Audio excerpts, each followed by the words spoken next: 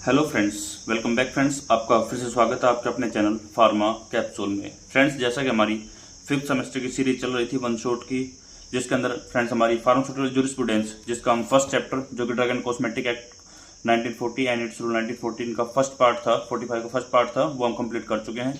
और आज हम शुरू करेंगे friends drug and cosmetic act 1940 and it's rule 1945 यानी कि यूनिट सेकंड। तो फ्रेंड्स इसके वही शॉर्ट फ्रेंड्स मैं आपको फिर से बता देता हूँ, ये हमारी शॉर्ट रिवीजन सीरीज चल रही है, जिसके अंदर हम हर यूनिट को अंडर 10 मिनट्स या 15 मिनट मैक्सिमम के अंदर कवर कर रहे हैं। और सभी जो भी आपके इस सिलेबस के अंदर गिवन है, हर एक की टर्म के ऊपर मैंने प्रॉपर तरीके से नोट्स उठाए हैं, रिसर्च कर बनाए हुए हैं।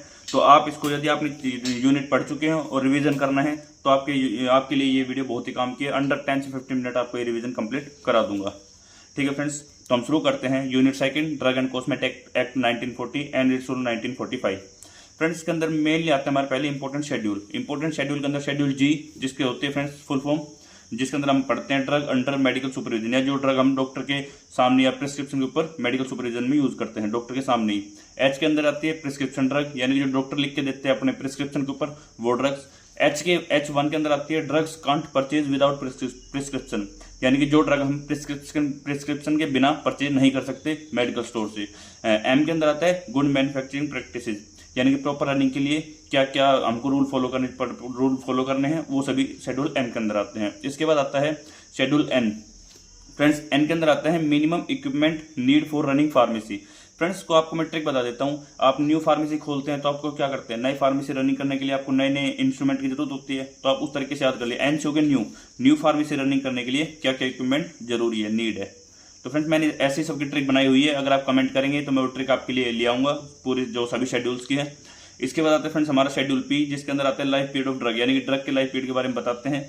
उसके बाद आता है फ्रेंड्स शेड्यूल टी के अंदर हम रिक्वायरमेंट के बारे में जानते हैं, मैन्युफैक्चरिंग ऑफ आंसू ड्रग। फ्रेंड्स आंसू की फॉर्म होती है आयुर्वेदा, सिद्धा और यूनानी। इसके बाद आता है फ्रेंड्स हमारा शेड्यूल यू के अंदर हम फॉर्म्स ऑफ रिकॉर्ड मेंटेनेंस के बारे में पढ़ते हैं, यानी कि फॉर्म्स ऑफ रिकॉर्ड मेंटेन, यानी जो फॉर्म्स है, जो फॉर्म्स हमारे जो भी सारे फॉर्म वगैरह अलग अलग हैं, उन सबके रिकॉर्ड को मेंटेन करने के बारे में जो भी हमारे रूल्स एंड रेगुलेशन है वो सब शेड्यूल यू में पढ़ते हैं। शेड्यूल वी के अंदर आता है स्टैंडर्ड फॉर कॉस्मेटिक्स।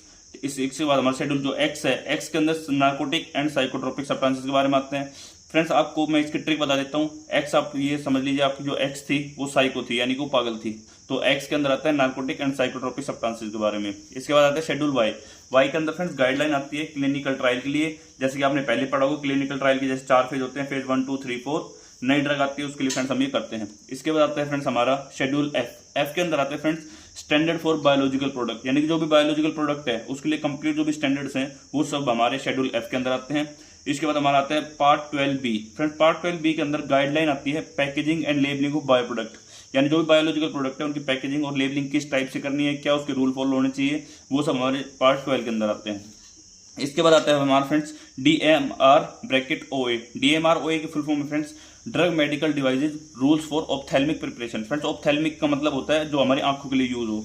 इसके फ्रेंड्स इसके अंदर क्या आता है हमारा, ये कंटेन करता है safety, licensing, quality of ophthalmic device, यानी जो हमारी आंखों के लिए जो भी दवाएं होती है उन सबकी सेफ्टी, उनकी लाइसेंसिंग और उनकी क्वालिटी को कंट्रोल करता है। इसके बाद आता है फ्रेंड्स हमारा सेल ऑफ ड्रग के अंदर फ्रेंड्स 3 टाइप के होते हैं, होलसेल, रिटेल सेल और रिस्ट्रिक्टेड लाइसेंस।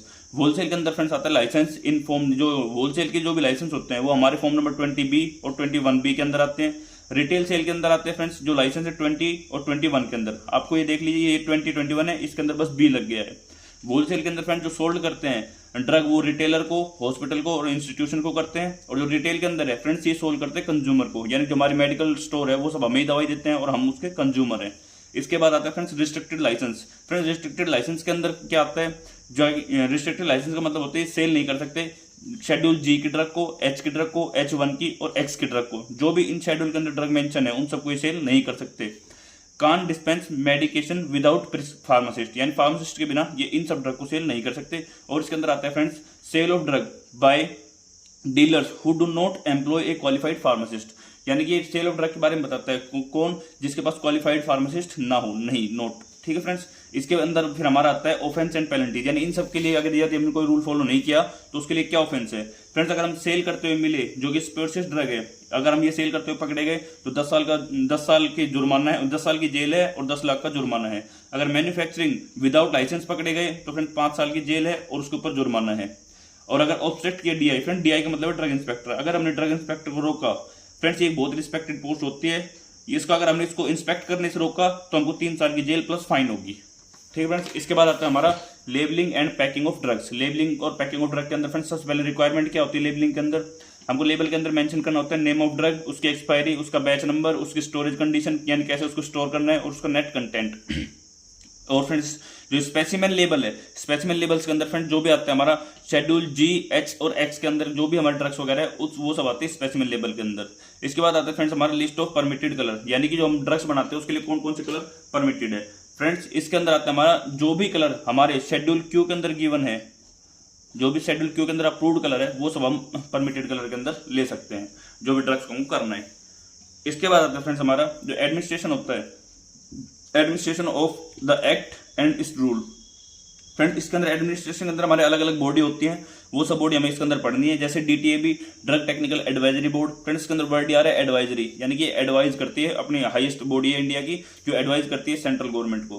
फ्रेंड्स एक हाईएस्ट बॉडी है, एडवाइजरी बॉडी हाईएस्ट एडवाइज करती है सेंट्रल गवर्नमेंट को। इसके अंदर जो मेंबर होते हैं वो डीसीजीआई, सीडीएल, डीसीजीआई और डीजीएचएस होते हैं। फ्रेंड्स जैसे मैं आपको इन दोनों डेफिनेशन बताता हूँ, इंपॉर्टेंट है ये, और ये डेफिनेशन इंपॉर्टेंट है, आगे एग्जाम में भी आएगी। DCGI drug controller general of India, और CDL central drug laboratory. Friends CDL हमको अब दोबारा पढ़ना ही है, सीडीएल यानी सेंट्रल ड्रग लेबोरेटरी। फ्रेंड्स इसके अंदर होता है ये क्या करती है, टेस्ट करती है ड्रग्स को, ड्रग के सैंपल को, ठीक है। उसकी जो लोकेशन है फ्रेंड्स, लोकेशन है इसकी कोलकाता के अंदर। इसके बाद आता है फ्रेंड्स डीसीसी, डीसीसी की फुल फॉर्म है ड्रग कंसल्टेटिव कमेटी। ये एडवाइज करती है सेंटर एंड स्टेट गवर्नमेंट को, और ये फ्रेंड्स ये ध्यान रखती है, एनफोर्स करती है एक्ट को इंडिया के अंदर, यानी इंडिया के अंदर जो भी एक्ट है ड्रग रिलेटेड वो प्रॉपरली फॉलो हो रहे हैं नहीं हो रहे, उन सबको देखती है डीसीसी। इसके बाद आता है फ्रेंड्स लाइसेंसिंग अथॉरिटी। फ्रेंड्स इसके वर्ड से समझ आ रहा है लाइसेंसिंग अथॉरिटी यानी लाइसेंस प्रोवाइड करती है, इशू करती है मैन्युफैक्चरिंग और सेल लाइसेंस को अलग अलग डीलर से, मैन्युफैक्चरर या फार्मासिस्ट को। इसके बाद आता है कंट्रोलिंग अथॉरिटी। फ्रेंड्स ये कंट्रोल करती है, सुपरवाइजरी बोर्ड है, कंट्रोल करता है और रेगुलेट करता है ड्रग की सेफ्टी को, ठीक है फ्रेंड्स। इसके बाद आता है ड्रग इंस्पेक्टर। फ्रेंड्स वही दोबारा वर्ड आ गया इंपॉर्टेंट, इररिस्पेक्टिव पोस्ट है एक ड्रग इंस्पेक्टर, अपॉइंट होता है फ्रेंड्स सेक्शन, ये अपॉइंट किया जाता है अंडर सेक्शन 21। और इसकी जो पावर होती है फ्रेंड्स, ये पावर, इसके पास बहुत सारी पावर होती है। ये क्या करता है, इंस्पेक्ट करता है और सैंपलिंग लेता है अलग अलग मेडिकल स्टोर से, और उसको हमारे गवर्नमेंट एनालिस्ट है उनको भेजता है।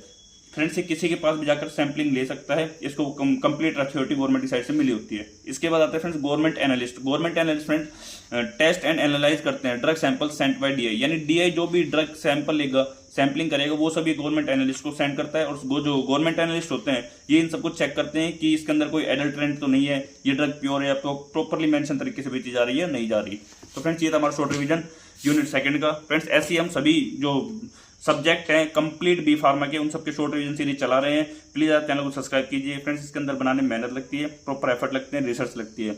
और आप सब्सक्राइब नहीं करते चैनल तो हमें भी उस चीज़ के लिए थोड़ा बुरा लगता है। प्लीज़ मेरी आपसे फिर से रिक्वेस्ट है, आप चैनल को सब्सक्राइब करें और लाइक करें, वीडियो को शेयर करें। Thank you friends.